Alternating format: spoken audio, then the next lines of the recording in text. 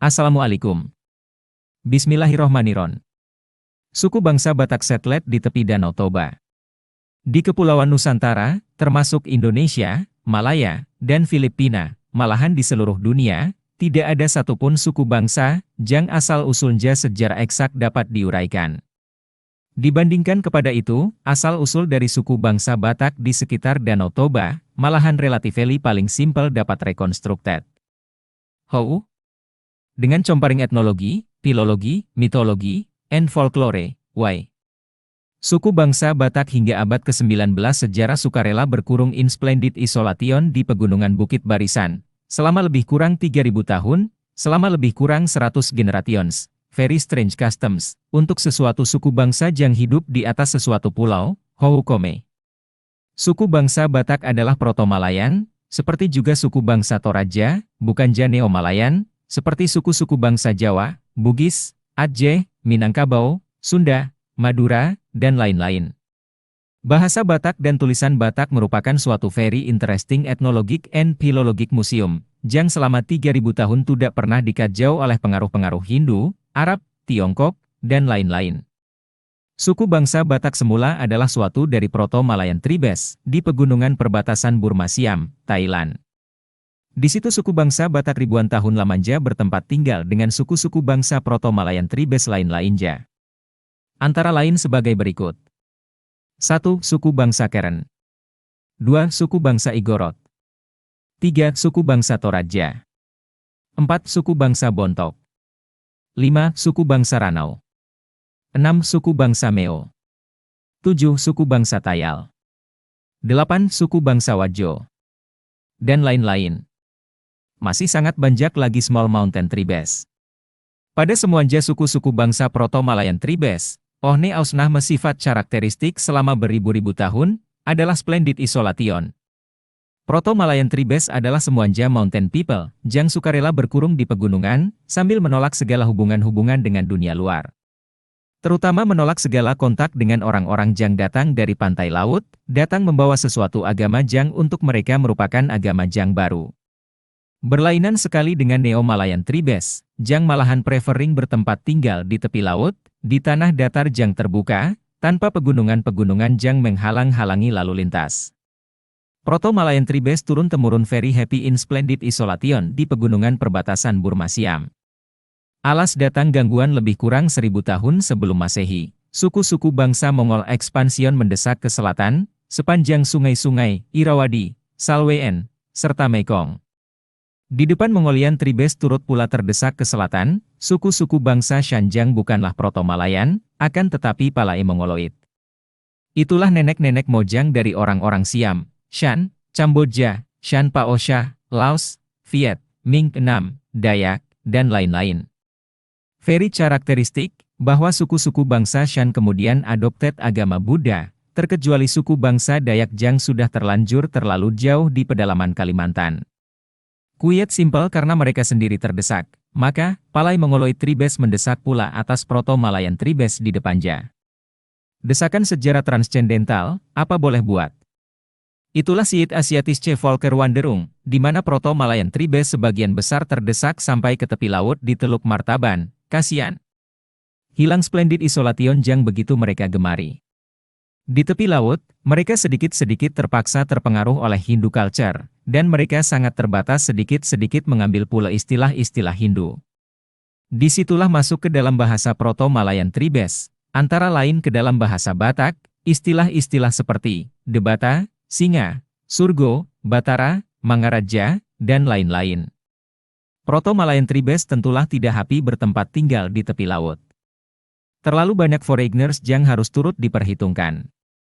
No splendid isolation, yang hanjalah enak di pegunungan-pegunungan. Proto-Malayan tribes memberikan resiko, pertama kali dan terakhir pergi menjeberangi lautan.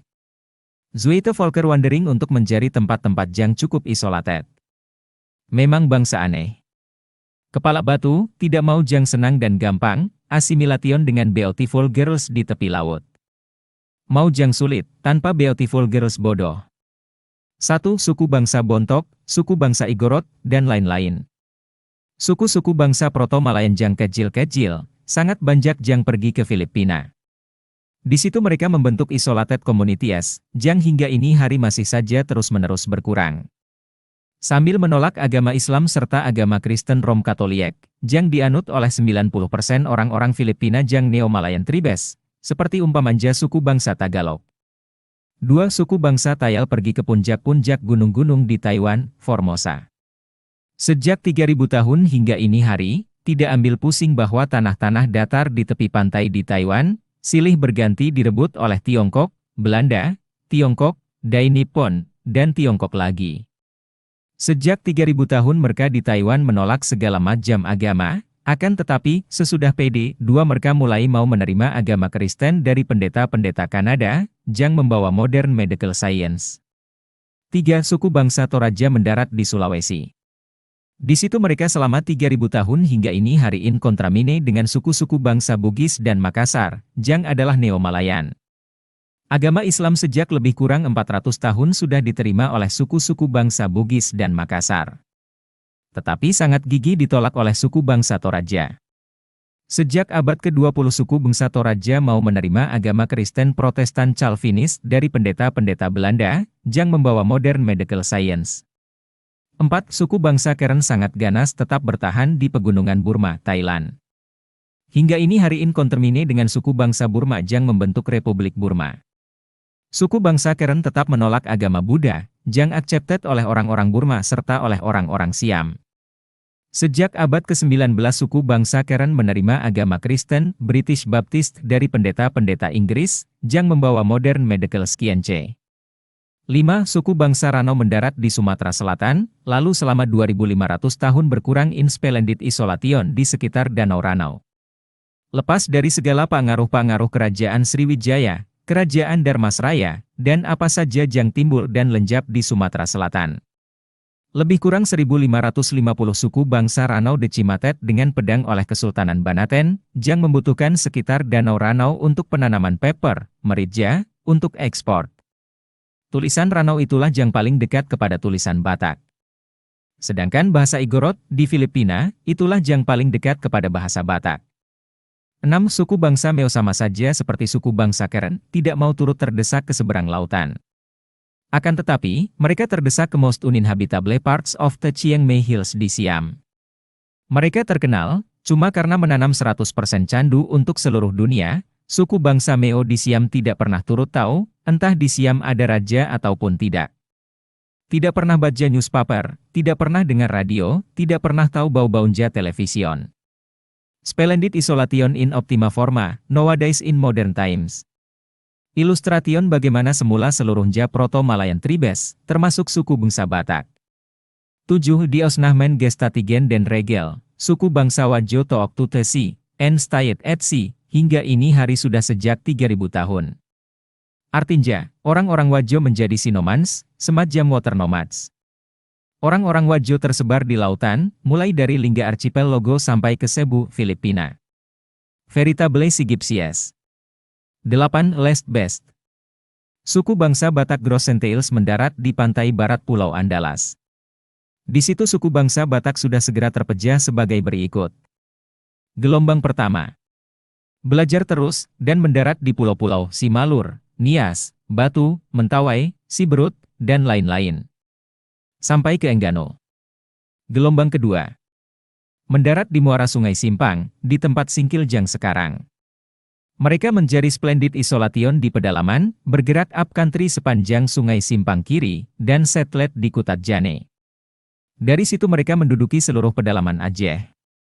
Itulah yang menjadi orang-orang Batak Gajo, dan orang-orang Batak Alas. Walaupun sudah 3000 tahun di wilayah Aceh, akan tetapi tidak pernah menjadi orang-orang Aceh, dan hingga ini hari tetap Batak di dalam hal bahasa, tulisan, dan adat. Gelombang ketiga. Mendarat di muara Sungai Sorkam, antara Barus dan Sibolga. Memasuki pedalaman mencari splendid isolation, dan settled di kaki Gunung Pusuk Buhit, di tepi Danau Toba sebelah barat, di seberang pengururan Jang sekarang. Dari situ berkembang dan akhirnya menduduki tanah Batak Jang sekarang, antara Aceh dan Minangkabau, antara Samudera India dan Selat Malacca. Akan diteruskan, karena itulah mainstream dari migrating suku bangsa Batak. Bersambung.